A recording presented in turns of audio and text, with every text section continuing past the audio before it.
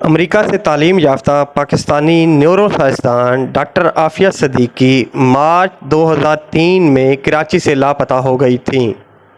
ان کے اہل خانہ کا دعویٰ ہے کہ ڈاکٹر عافیہ صدیقی کو کراچی میں ان کی رہائش گاہ سے قبل 3 بچوں سمیت حراست میں لیا گیا تھا،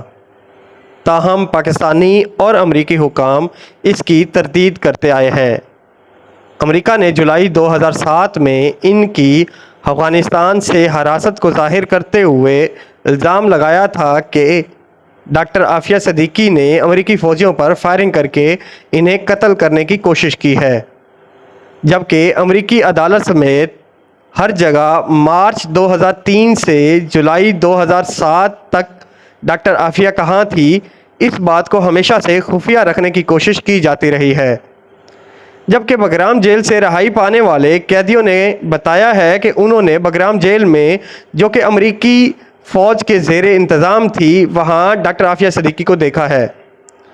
جس سے یہ ثابت ہوتا ہے کہ ڈاکٹر عافیہ صدیقی کو 2003 میں کراچی سے لاپتہ کرنے کے بعد بگرام جیل میں منتقل کیا گیا تھا، اور پھر جولائی 2007 میں ان کو افغانستان میں امریکی فوجیوں پر حملے کی کوشش کے الزام میں قید کیا گیا، اور پھر 2010 میں ان پر مقدمہ چلا کر امریکہ میں 86 سال کی قید کی سزا سنائی گئی۔ گزشتہ کئی برسوں سے ان کی پاکستان واپسی کی تحریک چلائی جا رہی ہے، جس کی سربراہی ان کی اپنی بہن ڈاکٹر فوزیہ صدیقی کر رہی ہے۔ 20 سال کے بعد ڈاکٹر عافیہ صدیقی کی اپنی بہن ڈاکٹر فوزیہ صدیقی اور سینیٹر مشتاق احمد سے ملاقات ہوئی ہے۔ ریاست ٹیکساس کے فورٹ ورتھ جیل میں قید ڈاکٹر عافیہ صدیقی سے 3 گھنٹے طویل ملاقات کے بعد سینیٹر مشتاق احمد نے اس حوالے سے چند تفصیلات جاری کی ہیں۔ ان کا دعویٰ ہے کہ ملاقات کے دوران ڈاکٹر فوزیہ کو ڈاکٹر عافیہ صدیقی سے گلے ملنے اور ہاتھ ملانے تک کی اجازت نہیں دی گئی، اور ڈاکٹر فوزیہ کو اس بات کی اجازت بھی نہیں دی گئی کہ وہ ڈاکٹر عافیہ کو ان کے بچوں کی تصاویر دکھا سکیں۔ وہ کہتے ہیں کہ یہ ملاقات جس جگہ ہوئی وہاں جیل میں دونوں بہنوں کے درمیان ایک موٹا شیشہ موجود تھا، ایک طرف ڈاکٹر عافیہ صدیقی اور شیشے کی دوسری جانب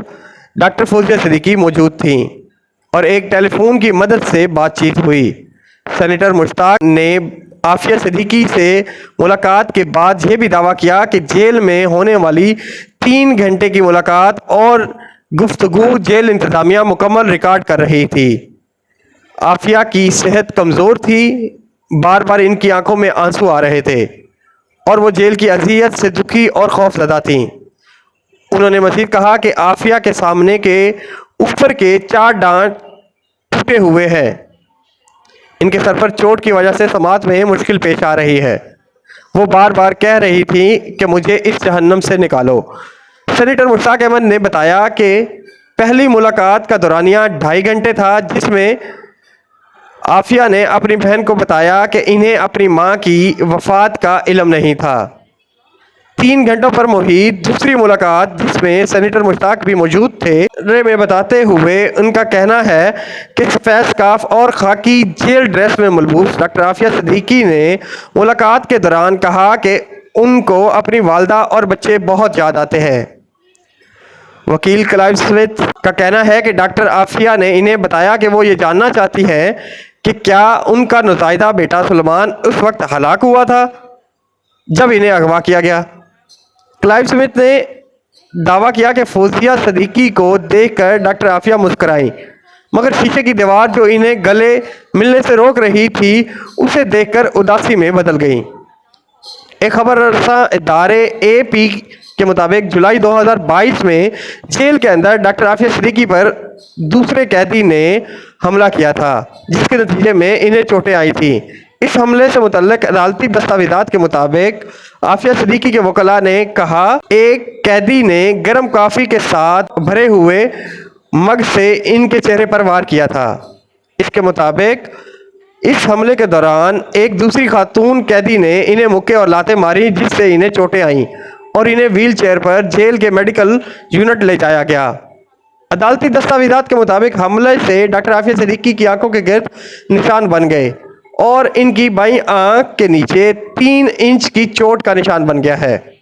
سینیٹر مشتاق احمد نے بتایا کہ آج تک ڈاکٹر عافیہ صدیقی کی وطن واپسی کی سنجیدہ کوشش نہیں کی گئی۔ اگر سنجیدہ کوشش کی جائے تو عافیہ صدیقی چند دنوں میں وطن واپس آ سکتی ہیں۔ انہوں نے کہا کہ ڈاکٹر عافیہ صدیقی کی جیل کی چابی امریکہ میں نہیں بلکہ اسلام آباد میں موجود ہے۔ عوام کو چاہیے کہ حکومت پر عافیہ صدیقی کی واپسی کے لیے دباؤ ڈالیں۔